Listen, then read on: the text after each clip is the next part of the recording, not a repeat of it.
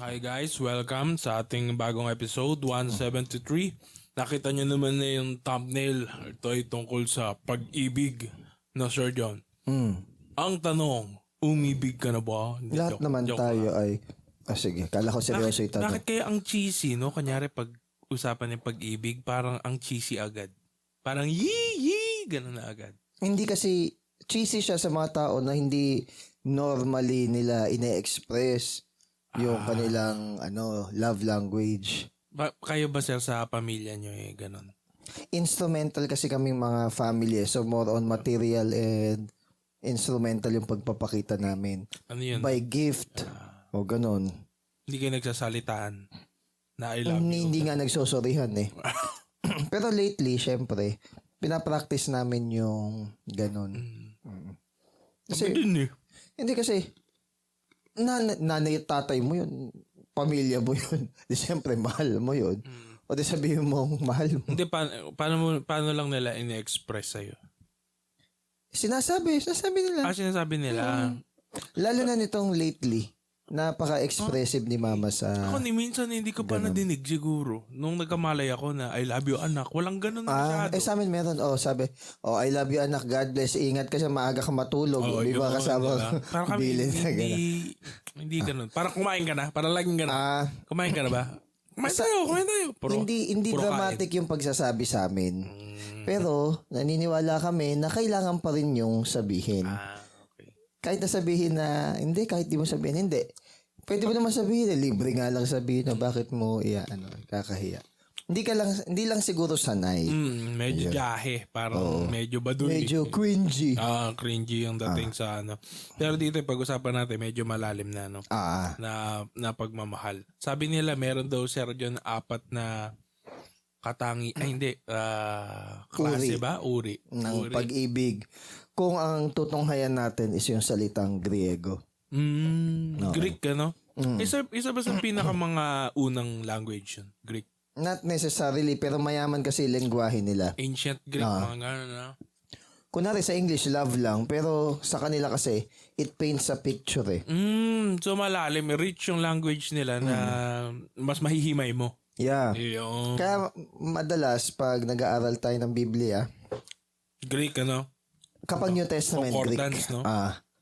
Greek and Septuagint, is inaaral natin yung origin. Kasi nga, mas maunawaan natin kung ano yung pakahulugan talaga. Halimbawa, nagsasalita, halimbawa si Paul. Ayun, mas nagigets natin. Kasi di ba, ano ba yung mga meanings ng love na iba't iba? Kunwari, unang-una, yung pinakamababa is eros or erotic or romantic love. Yun na ba yun?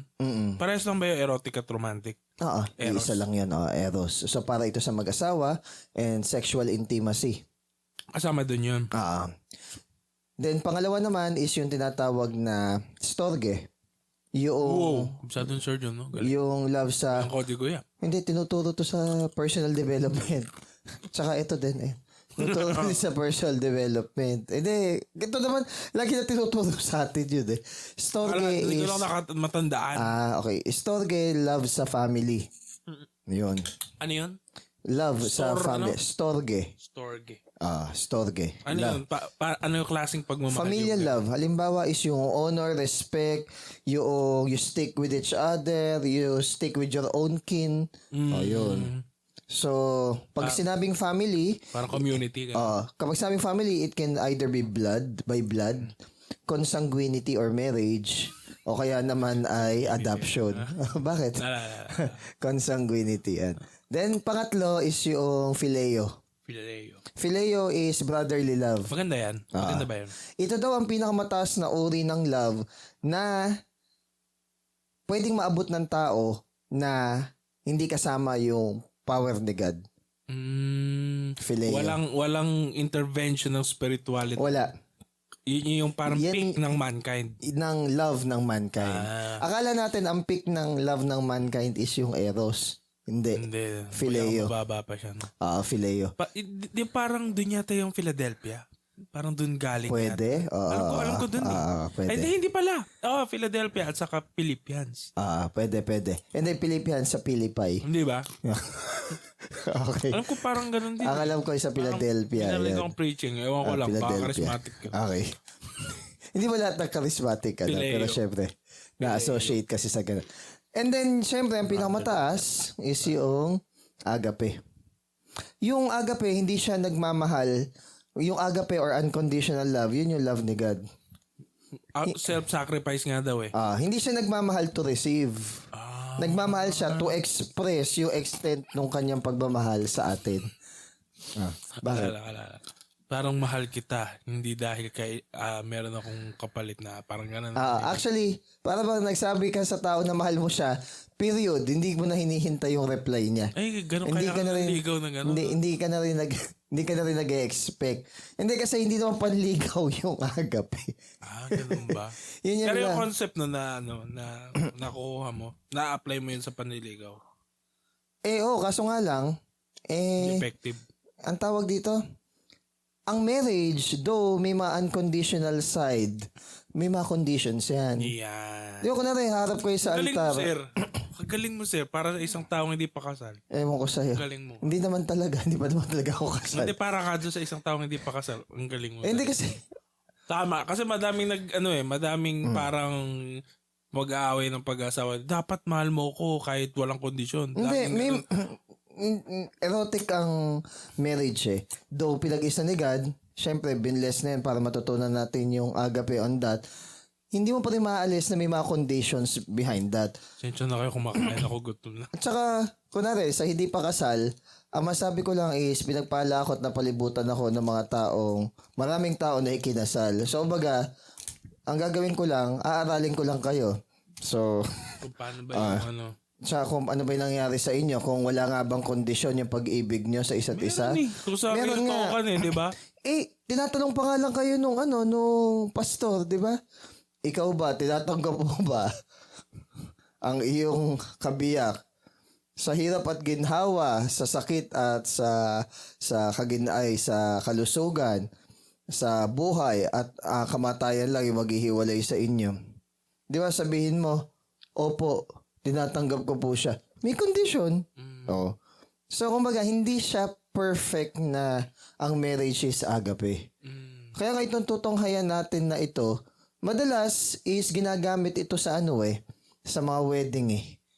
Pero kung inaaral natin at nasubaybayan nung mga kasama natin yung umpisa ng 1 Corinthians, itong 1 Corinthians 13, nasabi ito ni Paul para ipakita yung much excellent na pagpapakita ng pagsaserve sa bawat isa. Oo, kasi kaya nagkaroon na to. 1 Corinthians 13, may 1 Corinthians 1 hanggang 12. Oo. Di ba? Oo. Na kung Yun yung background nun. Yes. 13.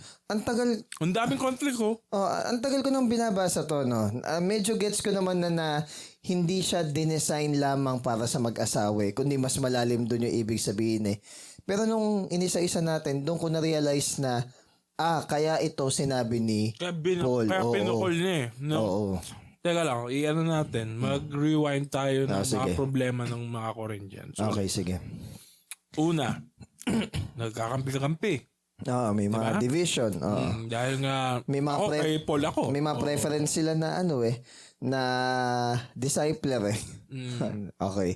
Tapos tingin pa nila, labing sila kapag nagtotolerate sila ng sin. Tingin nila is mas spiritual sila dahil kumbaga is yung mga do not touch sinusunod nila, yung sa pagkain nung mga sa idols hindi nila kinakain.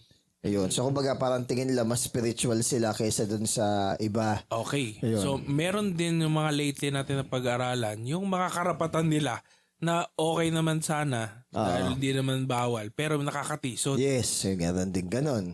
So, kahit na may matitisod, karapatan ko to wala namang masama Meron pa yung pagiging immature nila. Ayan. Tapos yung hablahan. hablahan, oo. Yung umabot pa sa ganon. Saka yung, di ba merong may, kinakalantari ba? Yung stepmom niya. Yung inasawa niya, yung asawa ng tatay niya. O yun. So, mali. Tas ang dating loving sila.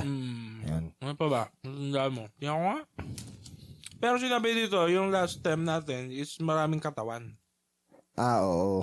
Diba? Meron sila kasi, nadala kasi nila yung kids- social hierarchy sa loob ng church. Kaya kahit dun sa kanilang communion, Oo. may Mas nauna. marami pa yung, mas nauna, mas marami yung sa mayaman, yung sa mahihirap na Faction nineglect talaga. na. Oo. Meron nga ganun. Ano pa? Ano pa ba? Basta madami eh. Ay, yung pagtatakip ng ulo. Oo, yung mga ganun ba? Mahabang buhok. Mabuti ako nagpakalbo na.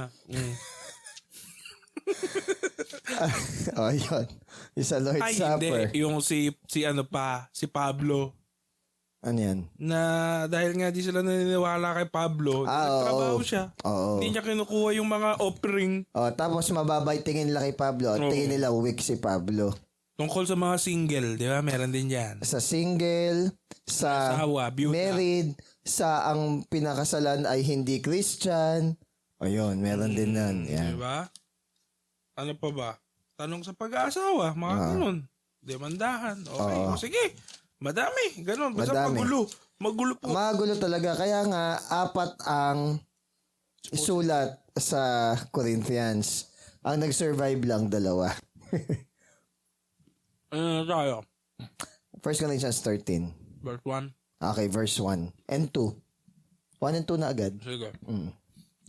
Kahit makapagsalita ako sa mga language ng mga tao o ng mga anghel, kung hindi naman ako nagmamahal, para lang akong maingay na gong o simbal.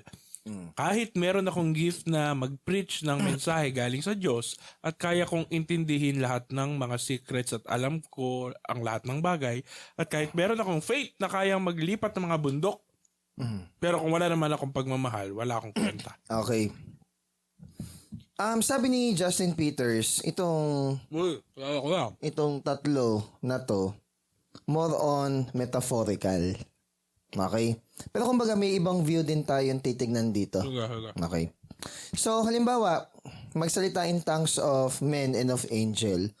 Pwede... Gift ba yun? Gift ba yun? Ha? Yeah. Gift yun. Sabihin natin na ang pinaka-peak na pwedeng ma-achieve ng tao sa kanyang pananalita ay masambit niya o magawa niya ma-communicate yung mga anghel.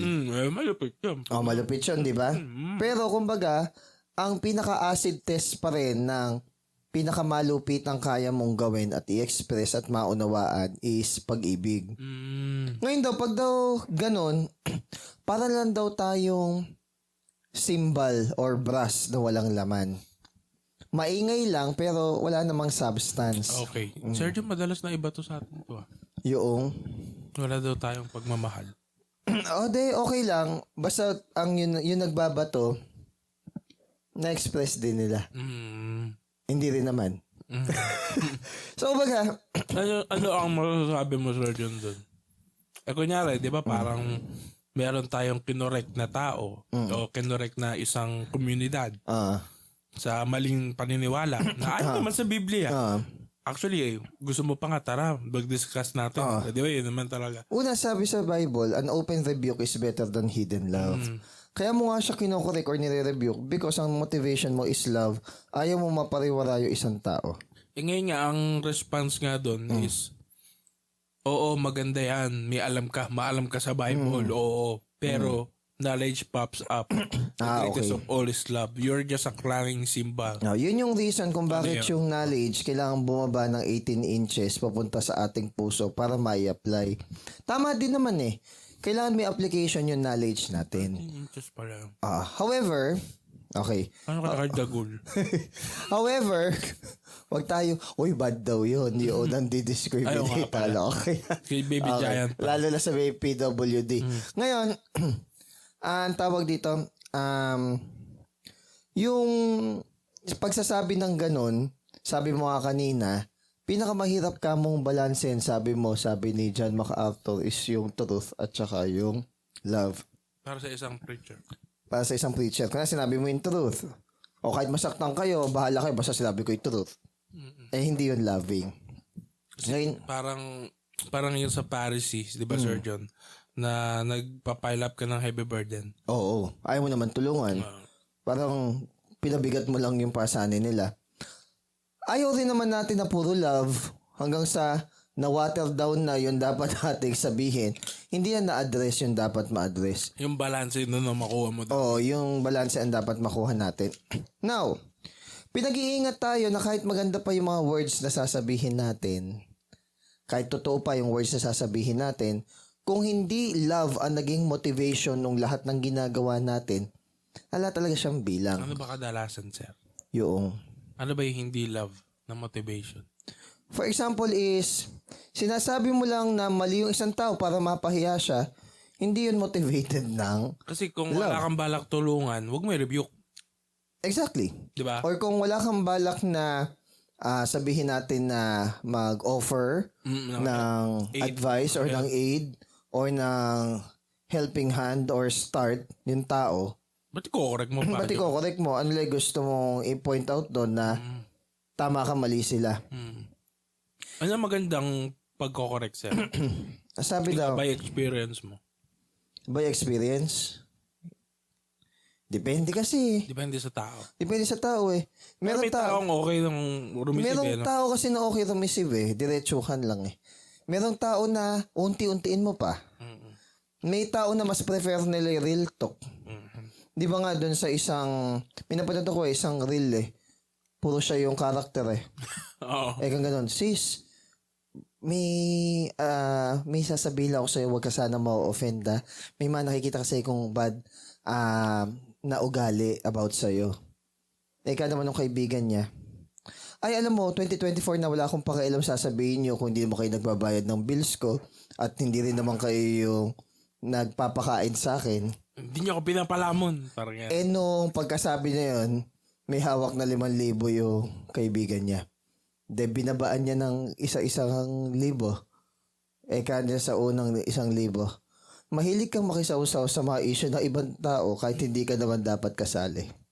Pangalawa, mahilig kang mang backstab ng mga kaibigan mo. lalo na yung mga kabarkada mo na totoo naman sa'yo. 2,000 ibinigay, 3,000 na, no? 2,000 ibigay. Yung panghuli. Tsaka kung paano mo itrato yung magulang mo, parang ginagawa mong katulong. O teka, gawin ko ng 2,000. O di may 5,000 na siya. Tapos, di ba sabi mo, hindi kami yung nagbabayad ng bill? Nabayaran mo na ba tong mga bills mo? Hindi pa. O sige, ako na magbabayad. Lagi ka ring late kapag may mga usapan tayo at pag may mga gathering or meeting. Ano pa yung panghuli? Tsaka di ba sinasabi mo, hindi kami nagbabayad ng pangkain mo? Kaya nagdala kami ng Jollibee Chicken Burger. Yan, nag-advertise. Pakain siya. Ade, kumain na sila. Kala ko commercial ng Jollibee. Magaling yan. Hindi, inaano nga niya yung Jollibee. De, kumain na, no? Ang sarap, ano? Ganyan din kasarap yung pakiramdam mo kapag ikaw ang kinakampihan ng mga barkada kasi iniiba mo yung kwento. Nung bandang huli, ito na sabi niya. Tawag dito. Nag-repent. Ito sabi niya, sis, baka may nakikita ka pang mga maling ugali sa akin. Understanding naman ako. Habang hawak niya yung 5,000, bayad na bills at saka yung pagkain. So, ano yung point? Kailangan pang suhulan bago magpakorek. Sabi ko sa mga estudyante ko, sana wag tayong ganun na ang tingin natin sa kaibigan, para bang utilitarian na kailangan meron muna tayong mapapala sa kanila bago natin pakinggan yung mga advice nila na alam naman natin makakatulong sa atin. So, ano yung point? Babalansihin mo yung truth at saka grace sa pagkakorek. May tamang pagalit lang na hindi ka mag-over bounds dun sa pagre-remind mo. Even yung sa pamamalo ng bata. Pagmamahal yun, pero sana tamang duration lang. Huwag sa ulo, baka makalog. Di ba? Kaya nga makapal yung puwet eh. Doon normally pinapalo. Yan. So dapat nandun lang tayo sa bounds na ganun. Ayun. Paano yun? No? Ngayon, sabi dito, meaningless daw yung masabi mo kahit yung mga misteryo ng anghel. Ngayon, yung iba ginagamit to, nag-i-speaking in tongues. Kung hindi naman din natin nai-interpret, ano yung point na makapagsalita ka? Hindi rin siya loving. Oo. Kasi, para bang, Kung yung Corinthians, nag-focus sila dun sa gifts. Na parang gifted ako. Ganun. yeah. Kaso nga lang, it's not a battle between gifts and love. Kasi tandaan mo, di ba, last week, desire, Oo. spiritual gift. Oh, desire nga yung sinabi. Pero ang point nun, Okay lang. ang motivation mo, kaya mo dinidesire spiritual gift, para mas makapag-serve ka pa sa iba. Hindi yung for self-gain lang. Okay? Parang hindi kasi maganda yung ganun eh. Now, even umabot pa tayo dun sa supernatural na mga gifts na papagsalita tayo ng parang salita ng mga anghel, sabihin nating maabot man ng tao yun, doesn't matter kung hindi naman siya marunong magmahal. Kung hindi naman niya dinesire yung bagay na yon para sa ibang tao. And again, may kasama pa dito yung prophecy, yung knowledge, ayan, yung faith. So, Preach. mag-preach. Sabi dito, wala lang yan and hindi rin yan sign ng na ikaw kinakasiyan ka talaga ng Holy Spirit. Pero okay lang ba, sir, na maging magaling ka mag-preach? Ano ang problema sa doon? sa mga pastor, alam natin, di ba, na pinag-aralan nila yun. Si Apollos, napaka-eloquent mag-share, di ba? Tama. Oh. Jesus. Hindi pa nga niya na-encounter yung Holy Spirit noon. Oh. Pero nung na-encounter niya yung Holy Spirit, i-share sa kanya ni Aquila at ni Priscilla, di ba? Mas nagamit pa siya. So, kumbaga, may mga skill tayo. Okay? Pero syempre, hindi tayo ginagamit ni God dahil skilled tayo. Kumbaga, ginagamit tayo ni God because for His purpose and His own reason. Para hindi lumaki yung ating ulo. So, kumbaga ako na rin, nagpagamit tayo kay God at may ganun tayong skill, nagagamit yung skill na yun for His glory. Pero, Ano yung example ng magaling mag-preach pero hindi nagmamahal? una, si Talkative, yung sa yung sa Pilgrim's Progress. Yun, example yun. Ano pa, si Jonah. Di ba si Jonah? Kaya ayaw niya mag-share. Kasi alam niya, patatawarin daw ni God yung Nineveh. Kasi kapag nag-share siya ng ganun, alam niya magre-repent daw yung Nineveh. Ayaw niya. Kasi para sa kanya, dapat i-destroy yung Nineveh. Kaya nga nagbigay pa ng sample si God, may tumubong halaman sa kanya tapos nasudog, nag-scorch. Bakit doon may pakialam ka pero dito sa mga tao na to na hindi alam yung pinagkaiba ng kaliwa at kanang kamay, hindi ka man lang nagkaroon ng compassion. So yun Sa bugang moral compass mo. Yeah. Yun yung example na talagang kaya niya mag-share si Jonah. Di ba? Confident ka siya na pag shinare niya yung message ni God magre-repent yung tao Ayaw lang niya, no? Kasi wala siyang love. Sabihin natin Sa tingin mo? kasi sabihin natin kulang. Dapat meron tayong enough love sa ating kapwa. Sa ngayon, sir? Sa ngayon, parang ang pinaka-unloving ngayon is hindi na didisiplina or nakokorek ng tama yung ibang mga bata. For example, yung nagte-trending ngayon, yung teacher na yung naka-live. Nag-live. TikTok live ba? Ako ang point ko, bilang teacher, hindi sasabihin ng teacher na yon nang hindi nasagad. Okay? Though, I have to agree na may mga words talaga siya na foul. Hindi ko napanood Okay. Basta pag pinakinggan mo, I agree na may mga words na hindi foul. Like, yet you understand. Yet na you understand yung... Yes, na-understand ko. Kasi yung gigil niya, hindi yun yung gigil na gusto lang niya magsalita ng random painful words sa ibang tao. Meron siyang pinanghuhugutan, meron siyang lalim. Ako pa disciplinarian ako sa school, lalo na sa mga hinahandle ko. Lalo na ang topic, personal development. Tuturuan mo talaga. Mag-sorry, mag-thank you, magpaalam. Parang bata. Personal. Bakit sakto sa'yo, no? Yung subject, kaganda. Buti hindi iba yung tinuro mo. Sa totoo na word religion. Tapos magiging programming. Ang galing. Iba ba? Iba din. Iba-iba yun. Iba-ibang atake din siya. Iba-ibang approach. Yung taga-world religion, nakita ako, tumatawa daw ako sa personal development. Malamang masaya ka ako yung topic. Sinasabi, hindi ka tumatawa. Naku, lumabay ka kayo. Huwag nyo ka ini-issue yung ganyan na pati yung pagtawa . Ang point ko lang, maraming mukha ang pag-ibig. Wow. Minsan kasi ang gusto lang natin makita yung preferred natin na mukha ng pag-ibig. Tama. Tama. Kasi ang nakikita lang natin yung pakabig sa atin na pag-ibig. Pero yung sinasaway na tayo. Sabi nga, love is not intended to hurt. So nga on the process, kung ayaw natin magpatama, love may sometimes hurt. Be painful. Especially pag tinatama or dinidisiplina tayo. So, Kasi naman sa Bible, gano'n naman talaga eh. no discipline is pleasant at the moment eh. Part yun ng pag-ibig sa atin ng Parang Diyos. gamot, di ba? Yung bitter na diba? yun pa yung effective. Madalas. Kunyari, mag-change ka ng lifestyle dahil mataas ang mga cholesterol mo. Painful for a while, Hindi but... ka sanay eh. Tapos para Kasi bang... nga, wrong yung lifestyle na nakasanayan mo. Yes, hirap ka, di ba? Oh, diba? Parang great adjustment sa'yo. Pero yun yung proper. Yun yung nakakatulong sa atin.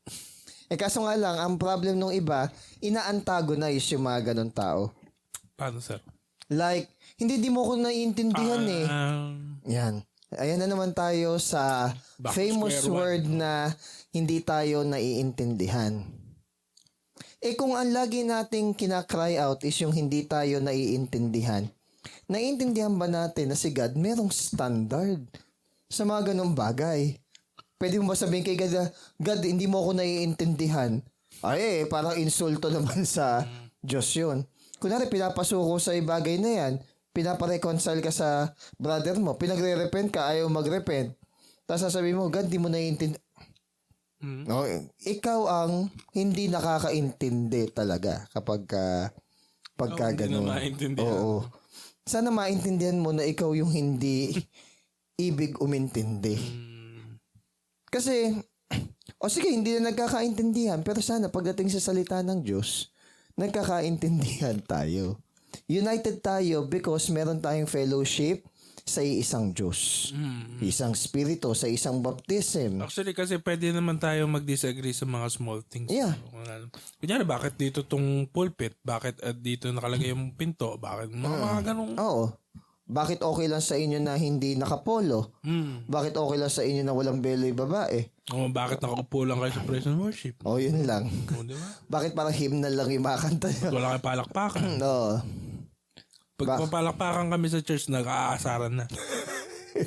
Di ba? Hindi na sanay eh.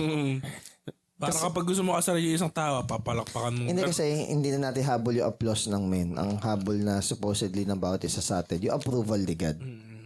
Ngayon, kung tutuloy natin, ito yung sabi dito, ang issue ay hindi love versus gift.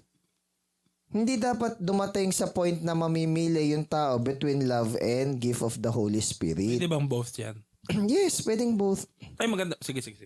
Kaya mo nga dinidesire yung gift ng Holy Spirit is para maging kagamit-gamit ka sa kingdom ni God. So, ang purpose pa rin para ma-edify yung church. Yan. Tama. For edification lagi. Possession of the gift is not the sign of the Spirit. It is Christian love. Yun daw ang talagang fruit ng Holy Spirit. Love, joy, peace, patience. Kaya. So, Long suffering. so yun daw talaga ang mainam na makita sa ating buhay. Then, Maganda. tsaka niya inisa-isa yung iba't ibang uri ng love dito. Okay nga. So, ibig sabihin, Hindi pa tayo if we are, hindi pa nagtitri, if we are unfriendly sa ibang tao, kung meron tayong hindi pinapansin na mga brethren, o hindi natin binibigyan ng attention, ang sabi dito, our lives mean nothing. Kunwari, para bang, sabi nga ng isang brethren, sana wag nating i-desire na magkaroon ng mga gifts na to if yung maayos yung relationship mo sa mga brethren, hindi mo naman dinedesire. Parang yung main, Parang yung main na dapat mong gawin. Parang ang dapat mo munang dinedesire is meron kang love sa bawat isa. Parang huwag mong pagtakpan ng gift. Exactly. Yung dapat. Yung gift ay hindi pang takip sa kakulangan ng fruit sa ating buhay. Yun. Paano yun, Sir John? Kasi parang, kunyari, may mga advice sa atin na, si ganitong brother, si ganitong sister. Huwag masyadong pansinin. Paano yun? Paano mo sila mamahalin na in a biblical way? ako, sasabihin ko pa rin yung totoo dun sa tao na yung para fair. Kasi para sa akin, yun yung mas loving na way. Na may tinga ka sa pagitan ng dalawa mong ipin, 10 tayo makakita sa'yo, hindi babanggitin sa'yo. Tapos ikaw na minsan sasabihan ka pa ng mayabang, take the risk. At least, hindi niya pwedeng sabihin na wala man lang nagsabi sa akin. At the end of the day, yung lies, nakaka-hurt din. Yun. Akala kasi natin yung truth lang yung nakaka-hurt eh. Wow. Hindi ba ako deserving ng katotohanan at hindi niyo ako diniretsa? Sis, ayun eh. Pwedeng... Pag dinidiretsa ka kasi mas galit ka pa yun. Ayun siguro yung dahilan eh. Ay, siya nang galing. Pwedeng cut yun sa pagiging reels. Ito totoo naman kasi. Lagyan ko ng gana. Kaya nga, lagi lang ba dapat ang mukha ng pag-ibig yung masaya? Tama. Lagi ba dapat ang mukha ng pag-ibig is yung para bang pakabig? Hindi ganun. Kailangan, parte din ng mukha ng pag-ibig is yung... Emo face. Hindi, yung pinakita mismo ni Christ sa atin na God demonstrated His own love for us, Romans 5 verse 8, that while we were yet sinners, Christ died for us. Tandaan mo ba yung movie na Inside Out? Okay, pero hindi ko napanood kasi ng buo yun eh. Ganun ba? Basta ang alam ko, para bang di ba sinusuppress nila si sadness. Kaya para nagkaroon ng mental breakdown yung bata. Nakakalimutan nila na dapat pala yes, exactly. Maging sad siya. Sabi nga ng isang co-teacher ko na... Ganda nun, no? Kaganda nung movie na yun. Sabi nga ng teacher ko na ano... Yung animation, na parang Christian. mas maganda pa yung Yeah. mga kwento. Malalim kasi. Yung Minsan ko yung anime, yung pa yung mas may sense eh. Tapos yung whole Hollywood minsan yun yung... Sabing ganun nung co-teacher ko, ma-appreciate ba natin ang tunay na kasiyahan kung hindi natin alam kung ano yung kalungkutan? Ma-appreciate ba natin yung abundance kung hindi natin na-experience na magkulang? So, ma-experience ba natin kung gaano ka-bless yung meron kung hindi natin na-try yung wala? Ang comparison. So, kumbaga, even yung mga itim na pyesa ng piano may tunog din. Wow. So, in short, hindi mabubuo yung isang particular na composition na kasing ganda ng mga nabuo na kung iniiwasan natin yung mga itim na pyesa. So, ibig sabihin, may mga sad parts sa ating buhay. Kasi kung puro masaya lang yung buhay na ito, baka hindi natin i-desire yung langit. Kontento na tayo dito sa mundo na to. We will not aspire for something better. So, part talaga yun. Goal is not to be happy. The goal is to glorify God. Is to fear God and obey His commands. Pwede tayo maging happy as long as ang happiness natin ay si God. Ang happiness is byproduct siya. Yes, okay. Isa siyang byproduct ng pag-glorify mo kay God. May joy ka. Di ba? Yung sasabi nga na yung the chief purpose of man is to glorify God and enjoy Pero Him kunyari ikaw, fully. hahabulin mo yung joy and happiness by itself. Ala, Meaningless. Diba? meaningless lang yun. Catching after the wind. Ano yung mangyayari sa... Kaya it's very important na meron tayong genuine love and desire kay God. Okay. Okay. Verse 3. Last. Kahit ibigay ko lahat ng meron ako at ipasunog ko pa ang katawan ko, kung hindi naman ako nagmamahal, wala akong mapapala doon.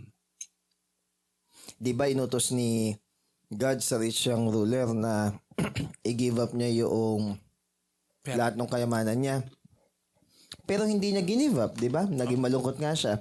It's because wala talaga siyang genuine love para sa ibang tao. Kahit Pero- kay God.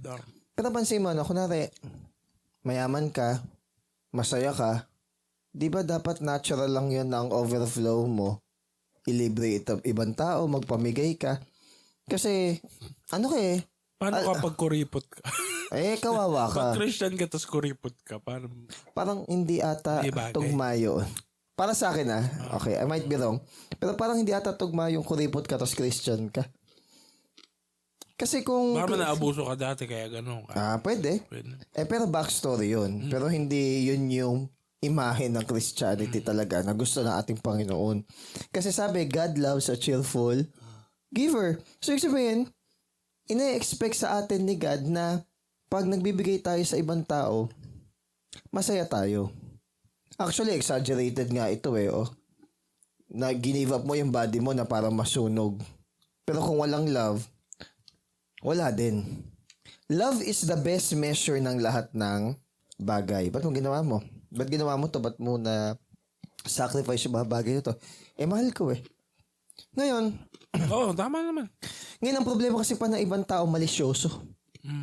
Kunwari may mga napapanood ako na Yee! laro Ganun na. Yee! o anime na kunwari may babae at saka lalaki. Hindi pwede na walang nangyari dyan sa dalawa na yan. Kang gano'n ng mga sorry ng ibang western na comment.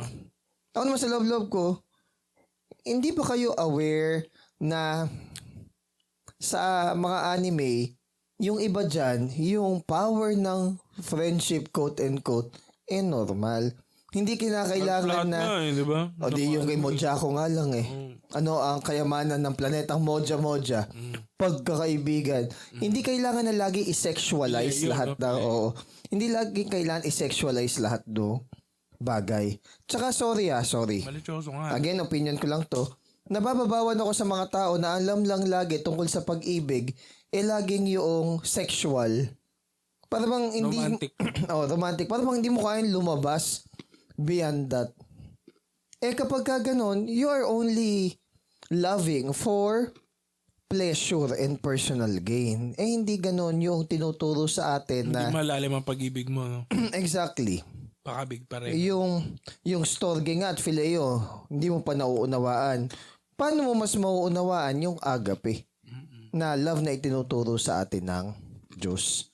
Ngayon, may mga tao na proud sila sa pagiging martyr nila sa pagiging Christian. Wow.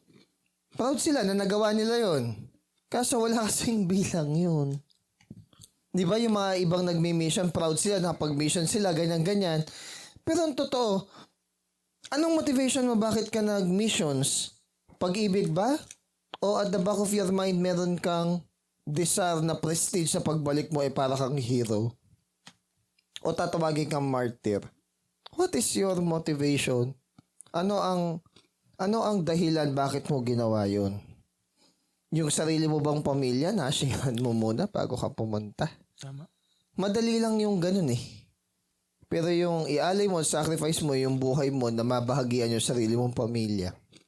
Paano yun? Di ibig sabihin, mas mahal mo pa yun nando kasi.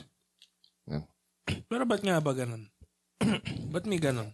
Kasi baka over-familiar sa sariling family. O na-hype din sa Yeah. mission conferences. Ganun. Oo, ito, tignan mo. Many Christians believe the Christian life is all about sacrifice. Sacrifice your money, your life for the cause of Jesus Christ. Yes, sacrifice is important. But sacrifice without love is useless. Ano yun? Para lang masabi na ikaw ay pinakamasipag sa church. Sakripisyo. Sakripisyo. Para, Inaano mo pa yung iba ngayon? Ano? para bang sinusumbatan mo pa yung iba. Kung hindi naman din pala love ang motivation mo, wag ka na lang mag-serve. Wag mo na lang gawin yung bagay na yun. Kasi, ala siyang bilang, nagsayang ka lang Hindi daw dapat ganun. Kaya mas mainam na laging ang motivation natin, mahal mo si sister, mahal mo si brother, kaya mo niremind, kaya mo sinabi.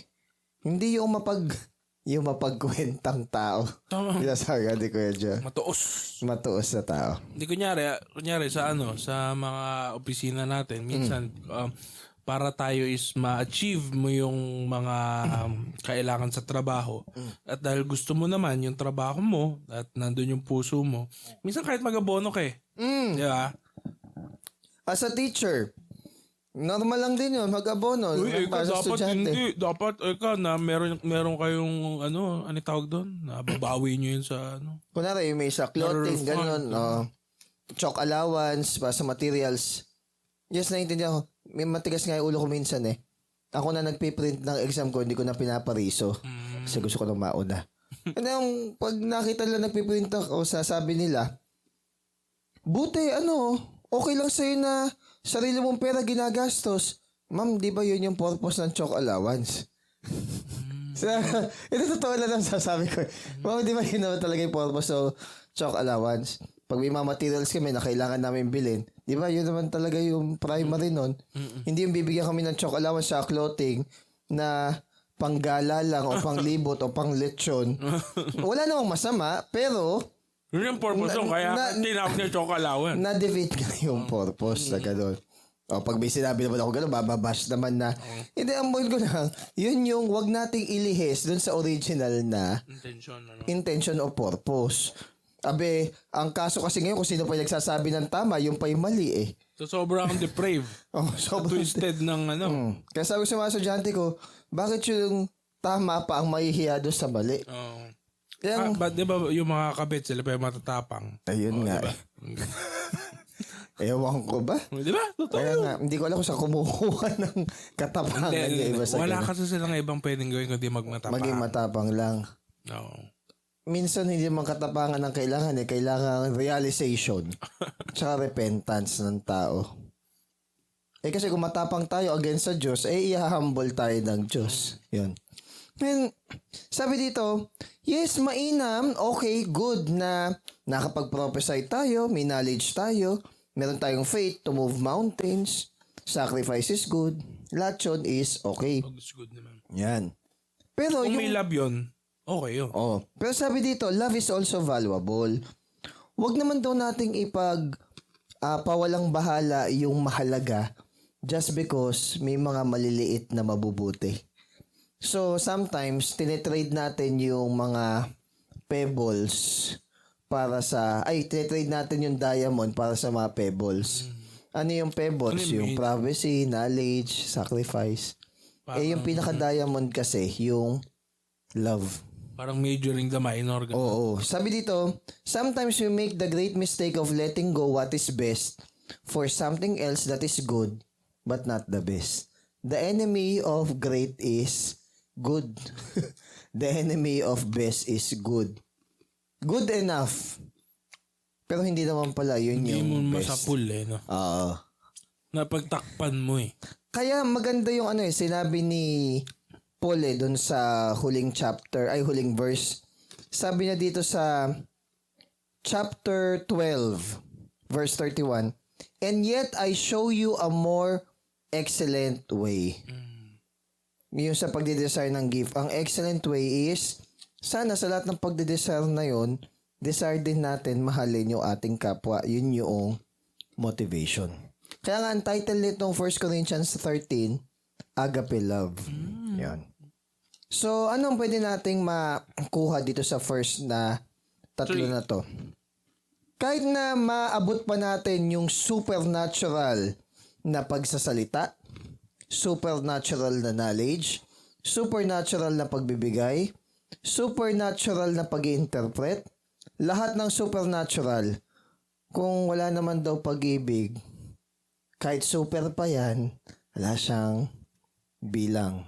Ito magandang tanong sige, ano pala love naman pala talaga ang importante So, akala ng iba daw, sige, dahil loving, so pagkagising ko sa umaga, sasabihin ko sa harap ng salamin, magiging loving ako ngayon, nakalagay sa aking notebook na love, Okay. nakalagay ako sa Facebook ng love, and then hindi ako magagalit, Okay. hindi daw yun. Yung ibig sabihin nun, kung gusto mo daw maging loving, hindi mo din pwedeng i-chase yung love by itself. Yes.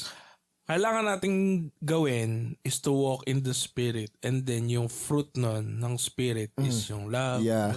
And you don't talk love, you walk love. O yun. Parang hindi ako, mas loving ako kasi ganito. Parang hindi siya magka-come out ng sa sarili mo lang. Kaya nga binabanggit din yung let us not love in word and in tongue, but in truth and in deed. Parang sir, the more you walk in the spirit, the more you deny yourself, di ba? Magbasa tayo ng Biblia, na syempre makakakorek tayo, maganda yung heart na, nagpe-pray tayo, maganda. Nagiging loving ka paunti-unti. Tsaka meron kang compassion sa ibang tao. Empathy ka rin, no? Halimbawa, bakit ka nagbibigay sa church? Hindi kasi utos ni God Hindi lang sa utos ni God Nakita mo may mga expenses. Oo. Naawa ka din doon sa ibang workers na volunteer pero kung mag-serve sila talaga, it is unto God na sila is ma-rewardan. So, kaya ka nagbibigay kasi mahal mo sila, meron kang malasakit. Kapatid mo yun Yung kapatid mo nga pag nangutang sa'yo, medyo di ka na umaasang babayaran. Kasi nga, family. Though I'm not saying na Tama yun. huwag bayaran at tama yun. Ano, hindi ganon. Ang point out ko lang is, mahal mo. Yun yung motivation mo. Kaya parang, sige, kung kailan ka lang nakaluwag-luwag. Oh, at hindi mabigat sa'yo. Tsaka hindi mo kinukwenta. Ganon daw yung tinutos dito na love. Eh, ang nangyari, hindi eh. Ay, napaka-eloquent ko magsalita. Mas kagamit-gamit ako ni God. I-honor mo ko. Ganun. Honor. Ay, mas marami ako na sacrifice. Mas ginamit ako ni God. Eh, kung di ka naman loving, ala, yun ah. Kaya kumbaga, nonsense lang daw lahat yun. So, in short, ang pinaka-peak pa rin na pwedeng abutin ng tao by God's grace, love ng agape. Yun. At sana, yun yung mai-exemplify natin sa ating Sabi buhay. mo, Sir John, kanina, yung sa first 3 stage, dun yung human effort lang. Oo. Pero kapag gusto na natin is yung sabi dito is yung agape. Yung pang-apat, kailangan na ng intervention ni God yun. Kasi he first love. Hindi mo siya makukuha ng mere discipline at self-will. Yeah. No. Kasi nga, bago natin siya mahalin, siya muna nagmahal sa atin. So, hindi natin ma-outrun or mauunahan si God. So, we have to learn from God. Sabi nga doon sa The Chosen, kaya ba bumaba si Christ kasi tawag dito? Kasi holy tayo. Hindi.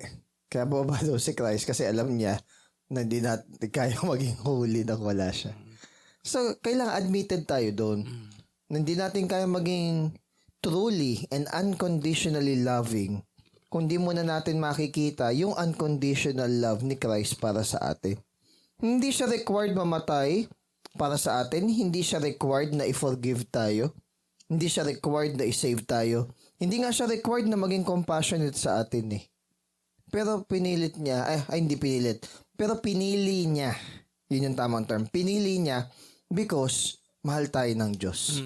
Tayong object ng kanyang pag-ibig at gusto niya i-glorify si God the Father. Yun lang. The motivation is love. Yun lang guys. Okay po. Bye. Bye-bye. Spread the love.